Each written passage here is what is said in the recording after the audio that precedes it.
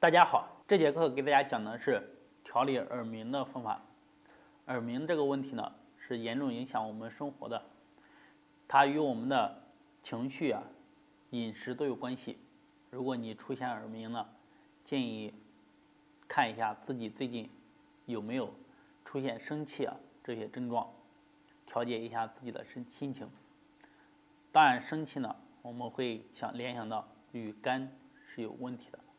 对的，今天为大家分享的方法呢，就是清肝火。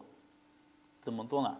用手点压我们的手背、小指和我们的无名指指根，然后第一掌骨的这个位置，这个缝隙。好，大家可以看到。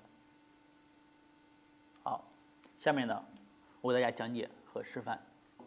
首先找到位置，小指、无名指往下，掌根。好，这第一关节，第一关节下端这个缝隙。好，我们用手点按。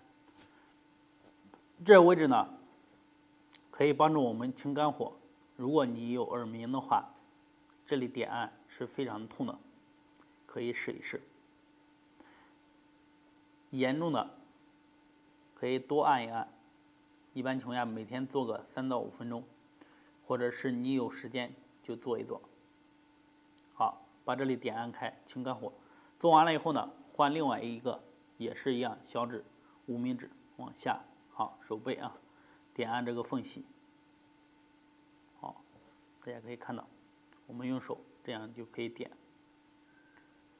好，点按3到5分钟，坚持做，耳鸣的话，会有很好的帮助和调理。